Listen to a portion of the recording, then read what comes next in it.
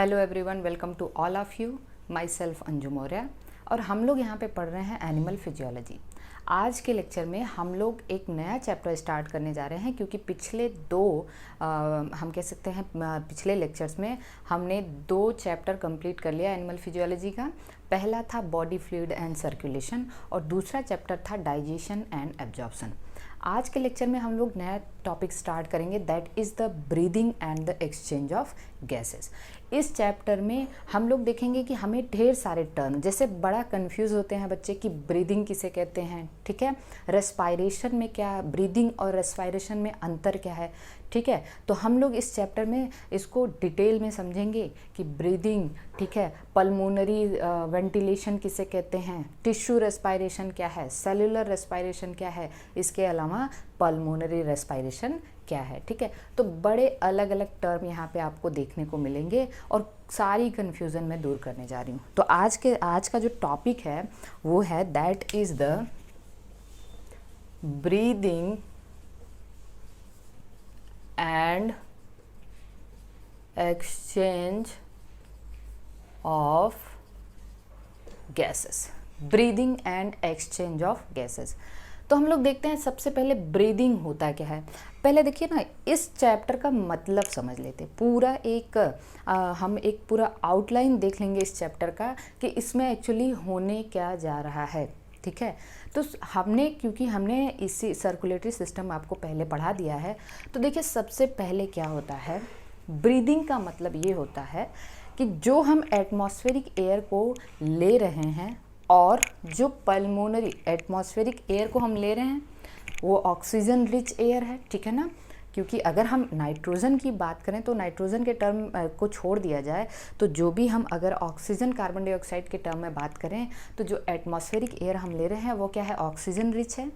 और जो हम पल्मोनरी एयर्स या we can say alveolar air को बाहर निकालते हैं वो कार्बन डाइऑक्साइड रिच एयर होती है। तो एटमॉस्फेरिक एयर को लेना इंस्पिरेशन कहलाता है और carbon dioxide rich we can say alveolar air को बाहर निकालना क्या कहलाता है, दैट इज़ द एक्सपिरेशन या एक्सहेलेशन कहलाता है। तो ब्रीदिंग में सबसे पहले क्या हुआ, ब्रीदिंग में हमने क्या, ब्रीदिंग का मतलब है केवल यही, एटमॉस्फेरिक एयर को लेना और एल्वियोलर एयर को बाहर निकालना, ये आ जाता है ब्रीदिंग, ठीक है ना। अब उसके अंदर क्या क्या होने जा रहा है, जो हमने एयर लिया, ठीक है, वो एयर कहाँ गया, ठीक है, और फिर जो कार्बन डाइऑक्साइड हम निकाल रहे हैं वो एयर कहाँ से आया, ये सब कुछ जो अंदर हो रहा है उसको हम लोग कहते हैं रेस्पायरेशन। क्या कहते हैं, रेस्पायरेशन। तो वी कैन से कि ब्रीदिंग एक ब्रॉड टर्म है, ठीक है, breathing is a broad term, जबकि रेस्पायरेशन उसके अंदर होने वाली, ब्रीदिंग के अंतर्गत होने वाली सारी की सारी प्रोसेस है। तो रेस्पायरेशन कई जगहों पे होगा, ठीक है, जो एयर हमने लिया और जो एयर हमने एक्सहेल किया उसके अंदर ढेर सारी प्रोसेस होने जा रही हैं।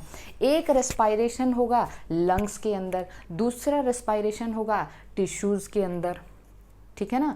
तो हम लोग देखेंगे ढेर सारे, और तीसरा रेस्पायरेशन वी कैन से कि दो रेस्पायरेशन, एक पल्मोनरी रेस्पायरेशन होगा, एक टिश्यू रेस्पायरेशन होगा और एक सेलुलर रेस्पायरेशन होगा, ठीक है, वो भी हम लोग देखेंगे, ठीक है। तो जो भी हमने क्या बताया कि ब्रीदिंग का मतलब क्या है, ब्रीदिंग में 2 चीज़ आ गई। पहला है एटमॉस्फेरिक एयर को हमने क्या किया, इनहेल किया, तो पहला क्या है, इनहेलेशन, ठीक है, और दूसरा क्या है, एक्सहेलेशन। इनहेलेशन और एक्सहेलेशन। इनहेलेशन को एक और टर्म हमने दिया, क्या कहा, इंस्पिरेशन। क्या नाम दिया, इंस्पिरेशन। और इसको हमने और क्या कहा, एक्सपिरेशन कहा, ठीक है ना। क्या कहा, एक्सपिरेशन कहा, ठीक है, ओके। इंस्पिरेशन में हमने क्या किया, एटमॉस्फेरिक एयर ड्रॉन इन, ठीक है, इसको हम लोगों ने अंदर लिया, एटमॉस्फेरिक एयर को अंदर लिया, और यहाँ पे जो वी कैन से जो एल्वियोलर एयर है उसको हमने बाहर निकाला। तो हम कह सकते हैं carbon dioxide rich alveolar air, alveolar air released out, इसको हमने क्या किया, बाहर निकाल दिया। तो ये है इसको हमने कहा ब्रीदिंग, या फिर इसको एक और टर्म देते हैं, उसका नाम है pulmonary ventilation. I am not saying it is pulmonary respiration, ये पल्मोनरी रेस्पायरेशन नहीं है, ये क्या है, pulmonary ventilation. So ventilation is actually the breathing. Okay, हम अब देखेंगे रेस्पायरेशन क्या होता है। तो पहले तो हमें इतना समझ में आ गया कि ब्रीदिंग का मतलब क्या है, और ब्रीदिंग के अंतर्गत जितनी भी चीज़ें आएंगी, जो गैसेस का एक्सचेंज होने जा रहा है, वो सब रेस्पायरेशन में आएगा। तो सबसे पहले देखिए, इस चीज़ को आप ऐसे समझिएगा कि हमने क्या किया, हम सर्कुलेशन पढ़ चुके हैं, ठीक है, हमने देखा हुआ है कि हार्ट में कितने चैम्बर हैं और कहाँ कहाँ कैसा कैसा ब्लड आता है, हमने देखा है ना। तो सबसे पहले देखिए यहाँ पे क्या होने जा रहा है, हमने क्या किया, इनहेल किया, हमने इनहेल किया ऑक्सीजन को। लेकिन हमें ये पता है कि हमने जो इनहेल किया उसमें ऑक्सीजन ही नहीं है, लेकिन ऑक्सीजन रिच एयर को ही हम इनहेल करते हैं, ठीक है ना। तो हमने क्या किया, पहले इनहेलेशन किया, हमने क्या किया, इनहेलेशन किया। ओके, जब हमने इनहेलेशन किया तो वी कैन से जो ऑक्सीजन रिच एयर है, ठीक है, ऑक्सीजन रिच एयर कहाँ पहुँच गया, लंग्स में पहुँच गया ना, हमारे रेस्पायरेटरी ट्रैक्ट से होते हुए कहाँ पे पहुँच गया, लंग्स में पहुँच गया है, ठीक है। जब अब लंग्स की जो फाइनल यूनिट है उसको हम क्या कहते हैं, एल्वियोलाई कहते हैं। तो लंग्स की यूनिट क्या है, एल्वियोलाई है। अब हम एल्वियोलाई देखेंगे कैसा होता है, कंफ्यूज नहीं होना है। तो देखिए, एक एल्वियोलाई ऐसी होती है, ठीक है, एक एल्वियोलाई ऐसी है, बहुत अच्छे से इस बात को समझना है, ठीक है। ये इसको हम लोग डिटेल में भी देखेंगे, अभी आप इसको समझिए। तो ये एल्वियोलाई में ऑक्सीजन ज़्यादा है और कार्बन डाइऑक्साइड कम है, क्योंकि ये एयर कहाँ से आ रहा है, एटमॉस्फेयर से आ रहा है। लेकिन आप याद रखना, एल्वियोलाई के पास एक कैपिलरी है, एल्वियोलाई को जो ब्लड सप्लाई कर रही है वो क्या है, कैपिलरी है, उसको हम लोग एल्वियोलर कैपिलरी कहते हैं या पल्मोनरी कैपिलरी कहते हैं, एल्वियोलर या फिर पल्मोनरी कैपिलरी कहते हैं। लेकिन ये पल्मोनरी कैपिलरी कहाँ से आई है, पल्मोनरी आर्टरी से। पल्मोनरी आर्टरी ने क्या बनाया है, पल्मोनरी कैपिलरी। तो सपोज करिए कि this is the pulmonary artery, हमने लिख दिया, ये क्या है, पल्मोनरी आर्टरी। प्लीज़ आप एकदम इसको ध्यान से समझना, पल्मोनरी आर्टरी। अब मुझे आप बताओ कि पल्मोनरी आर्टरी कहाँ से आती है। पल्मोनरी आर्टरी राइट वेंट्रिकल से आती है।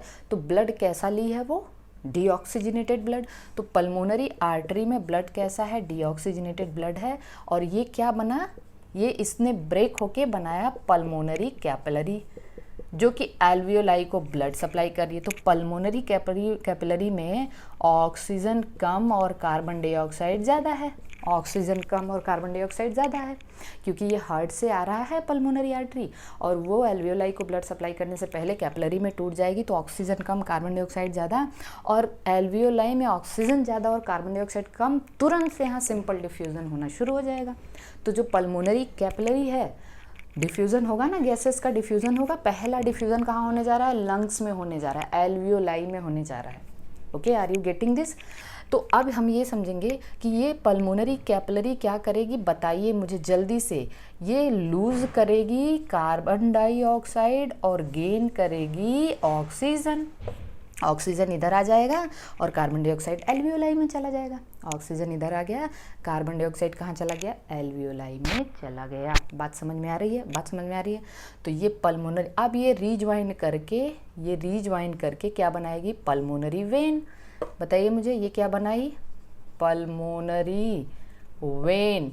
बताइए पल्मोनरी वेन में अब कैसा ब्लड है, ऑक्सीजनेटेड ब्लड है, क्योंकि पल्मोनरी कैपिलरी ने ऑक्सीजन लूज़ किया, we can say oxygen gain किया और कार्बन डाइऑक्साइड लूज़ किया। तो पल्मोनरी वेन में कैसा ब्लड है, ऑक्सीजनेटेड ब्लड है। This is the only when, ठीक है, केवल एक ऐसी वेन है जो ऑक्सीजनेटेड ब्लड को कैरी करती है। और पल्मोनरी आर्टरी केवल एक ऐसी आर्टरी है जो डीऑक्सीजनेटेड ब्लड को कैरी करती है। अब ये पल्मोनरी वेन कहाँ गया, जब बताइए मुझे, पल्मोनरी वेन कहाँ गया ऑक्सीजनेटेड ब्लड लेके, लेफ्ट आरिकल में। फिर ये कहाँ गया, लेफ्ट वेंट्रिकल में। आर यू गेटिंग दिस, ठीक है। और लेफ्ट वेंट्रिकल में गया, ठीक है। फिर लेफ्ट वेंट्रिकल से बताइए, लेफ्ट वेंट्रिकल में कैसा ब्लड है, यहाँ तो ऑक्सीजनेटेड ब्लड है ना, ये देखिए ऑक्सीजनेटेड ब्लड। लेफ्ट वेंट्रिकल से सिस्टमिक आर्टरी के थ्रू, सिस्टमिक आर्टरी कैसा ब्लड लेके जा रही है, ऑक्सीजनेटेड, और ये आ गई टिश्यूज़ के पास, ठीक है। तो सिस्टमिक आर्टरी टिश्यू के पास क्या बनाएगी, सिस्टमिक कैपिलरी बनाई ना, क्या बनाई, सिस्टमिक कैपिलरी। तो this is what the systemic capillary. ये कैसी कैपिलरी है, सिस्टमिक कैपिलरी। जल्दी बताइए मुझे, ये सिस्टमिक आर्टरी और ये क्या है, systemic capillary. So we can say systemic capillary, tissue को ब्लड देने से पहले ये कैपिलरी में टूटेगी। सिस्टमिक कैपिलरी में ऑक्सीजन ज़्यादा है, कार्बन डाइऑक्साइड कम है ना, क्योंकि ये ऑक्सीजनेटेड ब्लड लेके आ रहा है। और टिश्यूज़ में, टिश्यू मतलब सेल्स, ठीक है, ये जो सेल्स हैं, सेल्स में क्या हो रहा है, यहाँ पे सेलुलर रेस्पायरेशन हो रहा है। Cellular respiration like glycolysis, Krebs cycle, ये सब सेल्स के अंदर हो रहे हैं। तो वो ऑक्सीजन यूज़ करते हैं और कार्बन डाइऑक्साइड प्रोड्यूस करते हैं। तो सेल के पास कार्बन डाइऑक्साइड ज़्यादा है, ऑक्सीजन कम है, यही ना। तो सिस्टमिक कैपिलरी क्या करेगी, यहाँ पे भी डिफ्यूज़न होना शुरू हो जाएगा। एक जगह और गैसेस का एक्सचेंज हुआ टिश्यू लेवल पे, एक जगह कहाँ हुआ था, लंग्स के लेवल पे, ठीक है ना। तो दूसरी जगह क्या हुआ, टिश्यू लेवल पे हुआ।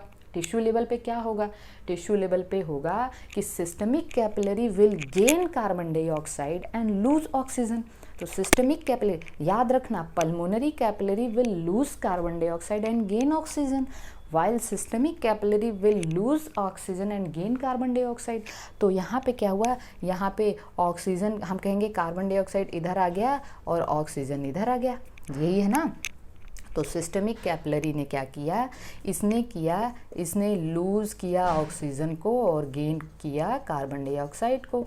यहाँ तक बात समझ में आ चुकी है।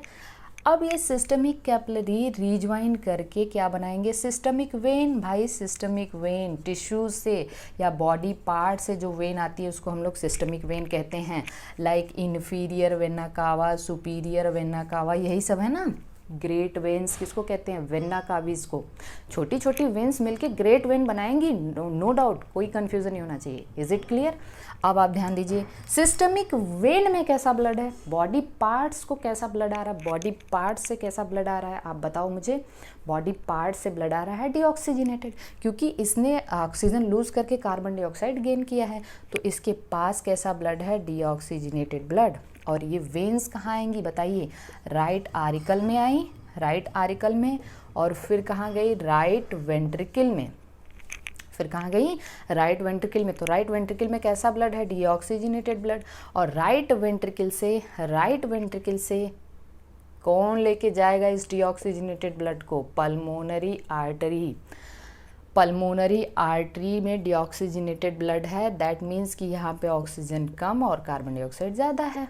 तो पल्मोनरी आर्टरी कहाँ लेके गई, एल्वियोलाई, यहाँ पे डिफ्यूजन ऑफ गैसेस हुआ और इसने क्या किया, कार्बन डाइऑक्साइड लूज़ किया।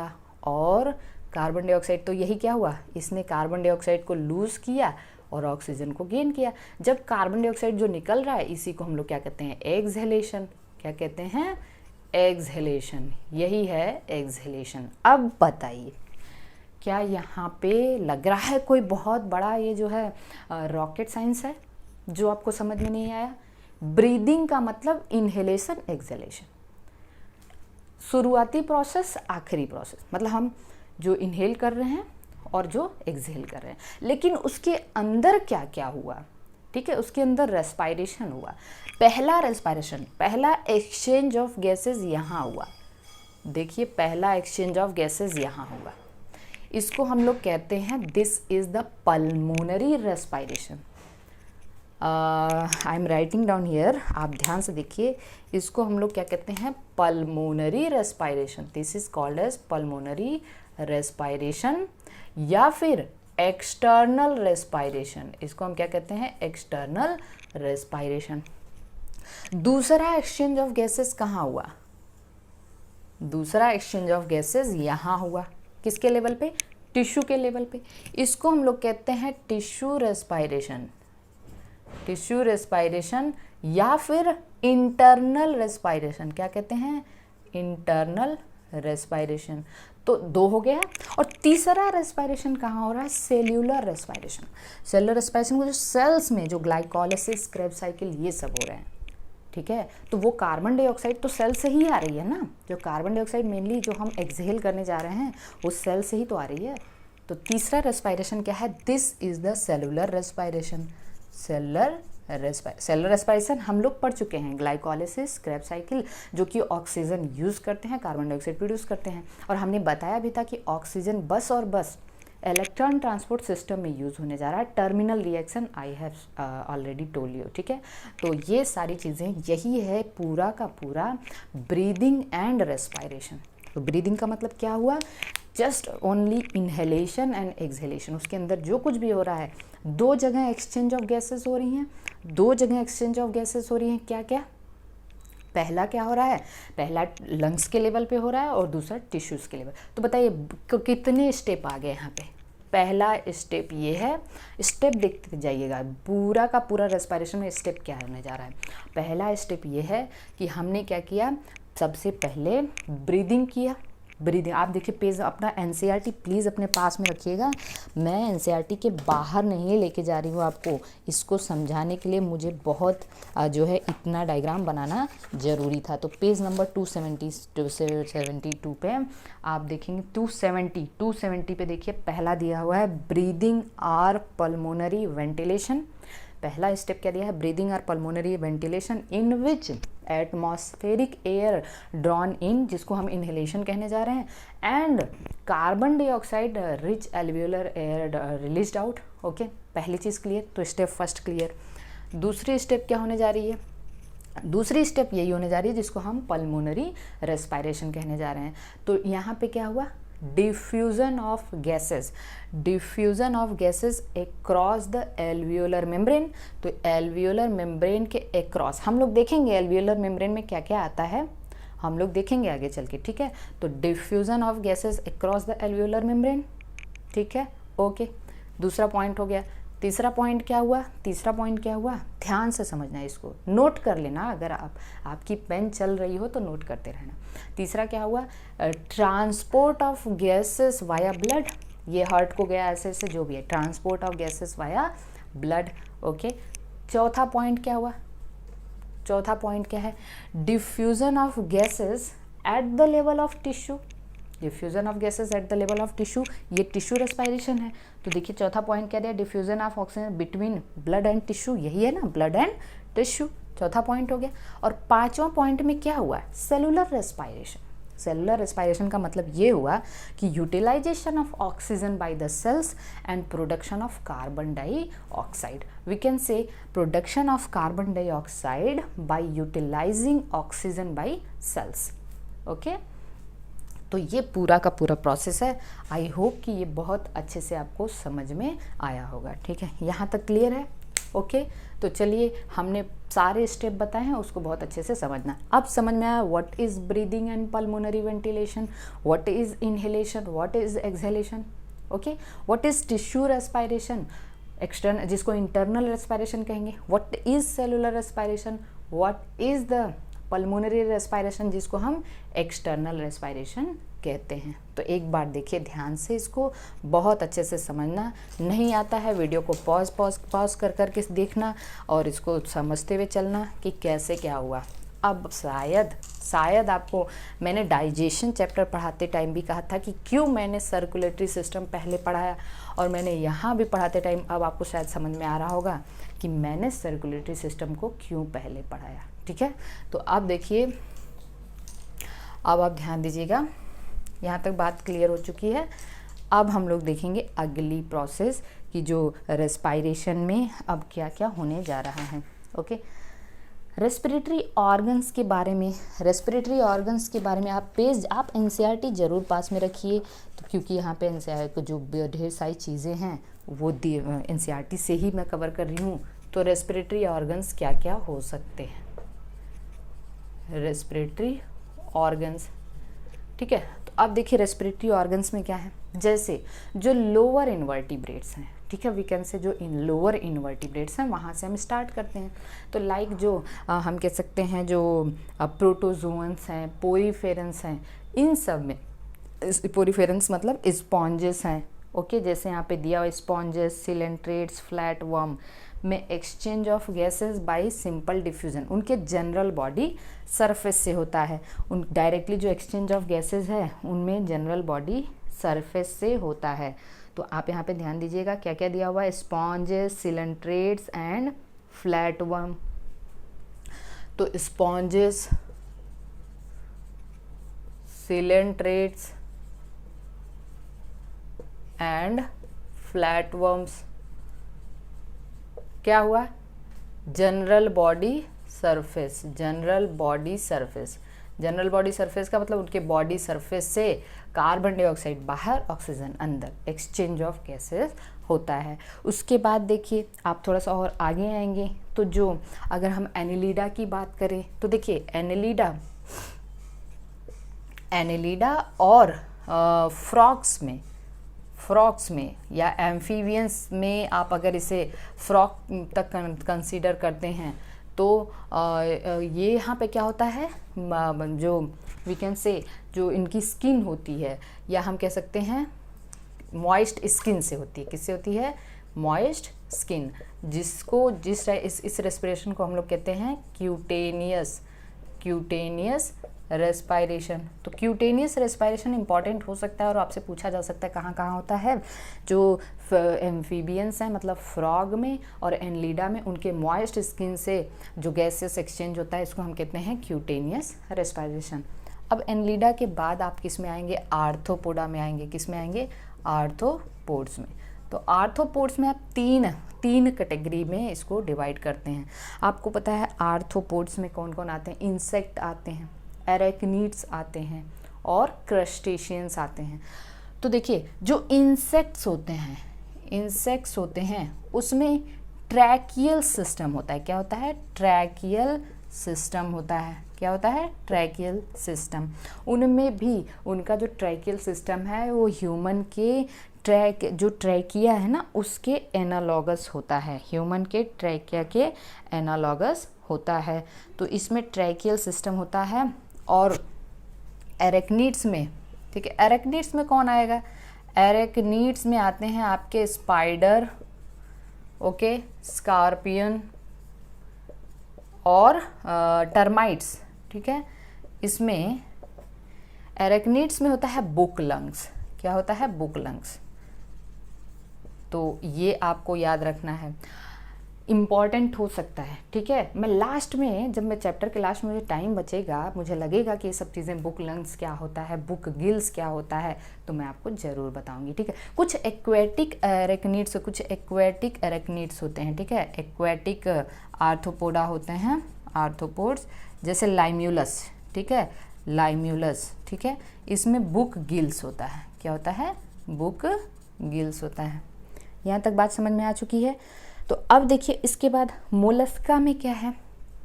इसके बाद अगर हम आप आगे देखते हैं कि मोलस्का में क्या होता है, इसके बाद मोलस्का है ना, तो मोलस्का में क्या होता है, यहाँ पे भी गिल्स के थ्रू होता है, गिल्स के थ्रू, जिसको हम कहते हैं टेनिडियल रेस्पायरेशन। क्या कहते हैं, टेनिडियल रेस्पायरेशन। लेकिन एक चीज़ आप जान जाइए कि यही इतना ही दिया है आपके बुक में, लेकिन मोलस्का में दो तरीके का रेस्पायरेशन होता है। पहला तो ये कि ये जो है ना, ये जो अगर ये पानी में रहते हैं तब तो गिल से रेस्पायरेशन कहते हैं, और अगर ये टेरेस्ट्रियल मतलब जो हम कह सकते हैं बाहर हैं, टेरेस्ट्रियल लाइफ लीड कर रहे हैं, तब इनमें कुछ मेंटल सैक्स होते हैं, उनसे रेस्पायरेशन होता है, वो लंग्स जैसी फोल्डिंग होती है, ठीक है। तो यहाँ पे रेस्पायरेशन दो तरीके का, मोड ऑफ लाइफ दो तरीके का है, इसलिए मोलस्का को हम लोग कहते हैं एम्फीबियंस ऑफ इनवर्टिब्रेट। क्या कहते हैं, एम्फीबियंस ऑफ इनवर्टिब्रेट, क्योंकि ये दो तरीके का रेस्पायरेशन शो करते हैं, इसको हम कहते हैं एम्फीबियंस ऑफ इनवर्टिब्रेट। तो मोलस्का के बाद फिर कौन आते हैं, हम आगे आ जाते हैं इसमें। अब याद रखना एक चीज़, जब आप इकाइनोडर्मेटा पढ़ते हो तो इकाइनोडर्मेटा में बहुत ऐसी चीज़ें हैं जो वाटर कैनाल वो जो कौन सा सिस्टम होता है, we can say water canal system, मुझे याद नहीं आ रहा है, मुझे याद आएगा तो मैं बता दूंगी। तो यहाँ पे देखिए जो आगे हम लोग आते हैं जो वर्टिब्रेट्स हैं, तो वर्टिब्रेट्स में कौन आ जाएंगे, वर्टिब्रेट्स में फिशेज में, ठीक है, फिशेज और फ्रॉक्स में, फिशेज और फ्रॉक्स में, फिशेज और फ्रॉक्स की अगर हम बात करें तो यहाँ पे गिल्स के थ्रू ही होता है, गिल्स। अगर हम बात करें रेप्टाइल्स की, ठीक है, बर्ड्स की और मैमल्स की, तो यहाँ पे किसके थ्रू होता है, लंग्स के थ्रू होता है रेस्पिरेशन, लंग्स इन्वॉल्व होता है। अच्छा, गिल्स भी ना कभी कभी आपसे पूछता है, फिशेज में गिल्स में भी कभी कभी आपसे पूछता है कि दो गिल होते, एक एक्सटर्नल गिल, एक्सटर्नल गिल्स, और दूसरा होता है इंटरनल गिल्स, इंटरनल गिल्स। जो एक्सटर्नल गिल है, यहाँ पे एक्सटर्नल गिल है जो है ना, फ्रॉग्स की बात, सॉरी फ्रॉग की बात, फ्रॉग में हमने बताया था क्यूटेनियस रेस्पिरेशन होता है। मैं यहाँ पे टैडपोल की बात कर रही हूँ, किसकी, टैडपोल की, क्योंकि टैडपोल क्या है, वो फिशेस जैसा है। तो ये जो एक्सटर्नल गिल है ना, वो पाया जाता है कार्टिलेजिनस फिशेस में, कार्टिलेजिनस फिशेस, कार्टिलेजिनस फिशेस में एक्सटर्नल गिल्स, ठीक है। और इंटरनल गिल होता है बोनी फिशेज में, किसमें, बोनी फिशेज में। तो बोनी फिशेज और कार्टिलेजिनस, हाँ, एक्सटर्नल गिल टैडपोल में भी होता है। तो टैडपोल में गिल्स एक्सटर्नल होते हैं। कार्टिलेजिनस फिशेस, कार्टिलेजिनस फिशेस को ही साइक्लोस्टोम्स भी, मतलब कार्टिलेजिनस फिशेस साइक्लोस्टोम्स में एक्सटर्नल गिल्स होता है। बोनी फिशेस को और क्या कहते हो आप, टेलियोस्ट फिशेस, ठीक है ना, क्या कहते हो, टेलियोस्ट फिशेस। ये सब हम लोग जब फिशेस पढ़ेंगे तो वहाँ पे हम देखेंगे। तो इस तरीके से डिफरेंट डिफरेंट ऑर्गन्स हैं, डिफरेंट डिफरेंट स्ट्रक्चर हैं जो रेस्पिरेशन में रोल प्ले करते हैं। Are you getting the points, is it clear? आगे बढ़ें, ठीक है। तो चलिए देखिए यहाँ पे क्या हो गया। अब हम लोग देखते हैं ह्यूमन रेस्पिरेटरी सिस्टम के बारे में हम पढ़ते हैं। ह्यूमन रेस्पिरेटरी सिस्टम में क्या क्या आता है। तो चलिए नेक्स्ट हम लोग देखने जा रहे हैं। अब बाकायदे हम लोग देखेंगे human respiratory system, human respiratory system, okay, human respiratory, जिसमें हम पूरा का पूरा देखेंगे कि ह्यूमन रेस्पिरेटरी सिस्टम में क्या क्या आने जा रहा है। पेज नंबर 269, पेज नंबर 269 खोल लीजिए, फटाफट फटाफट खोल लीजिए, ठीक है। तो चलिए हम देखते हैं कि ह्यूमन रेस्पिरेटरी सिस्टम में सबसे पहली चीज़ का क्या है। आपको पता है कि देयर आर 2 नॉस्ट्रिल, ठीक है, जो हम एयर ले रहे हैं वो कहाँ से जा रहा है, पहले नॉस्ट्रिल से। नॉस्ट्रिल में भी देखो, नॉस्ट्रिल में भी देखो एक्सटर्नल लेयर और इंटरनल लेयर होते हैं। तो वो पहले nostril, external layer, okay. Nostril आपको जस्ट एबव द, जो नोज़ है, जो 2 होल्स हैं, just above the upper lip, upper lip के जस्ट ऊपर होता है। तो नॉस्ट्रिल्स में पहले एक्सटर्नल लेयर हुआ और फिर कहाँ गया, नेज़ल चैम्बर, और नेज़ल चैम्बर के बाद फिर इंटरनल लेयर आया, ओके। तो आप यहाँ पे देखेंगे नॉस्ट्रिल, नॉस्ट्रिल के बाद मैंने लिख दिया क्या है, दैट इज़ नेज़ल चैम्बर। आप ध्यान देना कि जो हमारा नेज़ल चैम्बर है ना, वो बड़ा इम्पॉर्टेंट काम करता है, बड़ा इम्पॉर्टेंट काम है। जैसे मान लीजिए कि ये नॉस्ट्रिल है, ठीक है, नॉस्ट्रिल है, यहाँ से ये जो नेज़ल चैम्बर है, नेज़ल चैम्बर में 3 जोन होते हैं, ऑल्फैक्टरी जोन, वेस्टिबुलर जोन, ठीक है, और इसी तरीके से एक मिडिल जोन होता है। उनमें क्या होता है, ये नेज़ल चैम्बर का काम है, ये हमारे जो एक्सटर्नल एयर है ना, उसको पहली बात प्यूरिफाई करता है। क्या करता है, प्यूरिफाई करता है, क्लीन करता है। वहाँ पे कुछ म्यूकस होते हैं और हेयर्स होते हैं जो माइक्रो ऑर्गेनिज्म को क्या कर लेते हैं, ट्रैप कर लेते हैं। दूसरी चीज़ ये है कि जो भी एयर हम लोग, ये एयर जो नेज़ल चैम्बर है ना, वो एसी की तरह, एयर कंडीशनर की तरह काम करता है। अब आप सोचो कि इसका क्या मतलब है। इसका मतलब ये है कि जो भी हम एयर ले रहे हैं बाहर से, उसको बॉडी के टेम्परेचर तक मेंटेन करना। मान लीजिए कभी कभी ऐसा हुआ कि हम बहुत गर्म जगह पे जा रहे हैं और अचानक से हमने बहुत ही हॉट एयर को इनहेल कर लिया, तब तो हमारी मेम्ब्रेन डैमेज हो सकती है। लेकिन उसको बॉडी टेम्परेचर तक लाने का काम कौन करता है, नेज़ल चैम्बर करता है। कभी हमने बहुत ठंडी हवा इनहेल कर लिया, ठीक है, तो उसको भी बॉडी टेम्परेचर तक लाने का काम कौन करता है, नेज़ल चैम्बर करता है। यहाँ तक बात में तो ह्यूमिडिफाई करता है, एयर को क्लीन करता है और उसको बॉडी टेम्परेचर तक लाने का काम करता है। नेज़ल चैम्बर के बाद बताइए क्या हुआ, फेरिंग्स का पार्ट आएगा, जिसको हम क्या कहते हैं, नेज़ोफेरिंग्स। क्या कहते हैं, नेज़ोफेरिंग्स। हमने आपको बताया था फेरिंग्स में 3 पार्ट होता है, नेजोफेरिंग्स, लैरिंजोफेरिंग्स, ओरोफेरिंग्स, ठीक है ना। अब हमने अब डाइजेशन पढ़ाते टाइम आपको बताया था।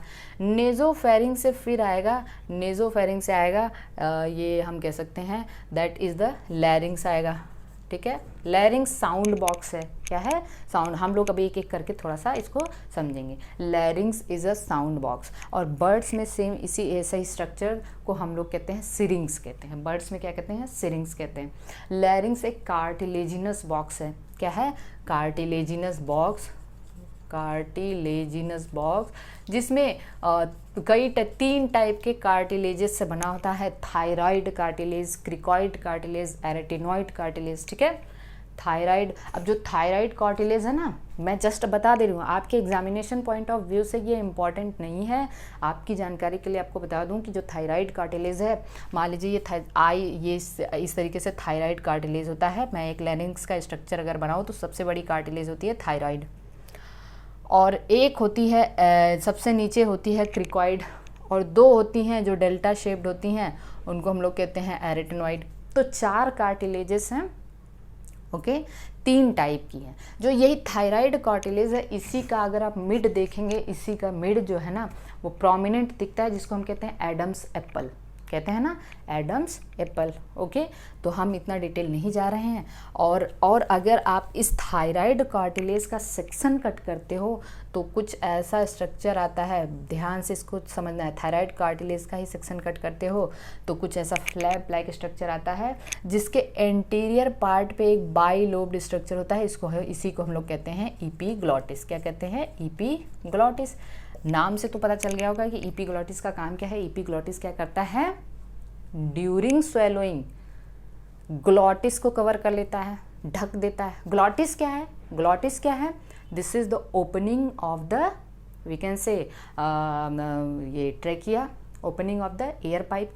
एयर पाइप की ओपनिंग को ग्लॉटिस कहते हैं। तो स्वेलोइंग के दौरान इपीग्लॉटिस ग्लॉटिस को ढक लेता है। इपीग्लॉटिस क्या है, जो लैरिंग्स का थायराइड कार्टिलेज है उसी का बाइलोब्ड स्ट्रक्चर है, एंटीरियर पार्ट पे पाया जाता है। Is it clear. और लैरिंग्स क्या है, साउंड बॉक्स इसको कहते हैं, ओके। लैरिंग्स के बाद बताइए मुझे, लैरिंग्स के बाद ये किस में आया, ट्रैकिया, ट्रैकिया में ओपन हुआ, ट्रैकिया में, ओके। अब हम देखेंगे कि ट्रैकिया एक ऐसी ट्यूब है, इसको हम अभी डायग्रामेटिकली भी आपको समझाएंगे। ट्रैकिया आगे चल के किस में कन्वर्ट हो जाएगी, ब्रोंकाई में। किस में, ब्रोंकाई। ब्रोंकाई 3 तरीके की है, पहले प्राइमरी ब्रोंकस, सेकेंडरी ब्रोंकस और tertiary bronchus. Primary bronchus, secondary bronchus, tertiary bronchus. तो चलिए मान लीजिए मैंने यहाँ पे लिख दिया प्राइमरी, ठीक है, फिर प्राइमरी टूटेगी सेकेंडरी में और सेकेंडरी टूटेगी टर्सरी ब्रोंकाई में, ओके। ब्रोंकाई फिर टूटेगी ब्रांकियोल्स में, ब्रोंकाई टूटेगी ब्रोंकियोल्स में।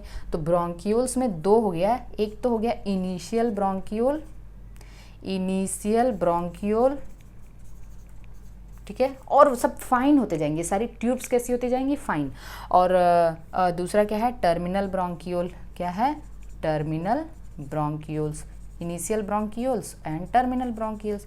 अब ये टर्मिनल ब्रोंकियोल फाइनली टूटेगा एल्वियोलर डक्ट में। किस में टूटेगा, एल्वियोलर डक्ट में, एल्वियोलर डक्ट। और एल्वियोलर डक्ट आके टूटेगा एल्वियोलस बैग्स में। किस में, एल्वियोलाई में, एल्वियोलाई में।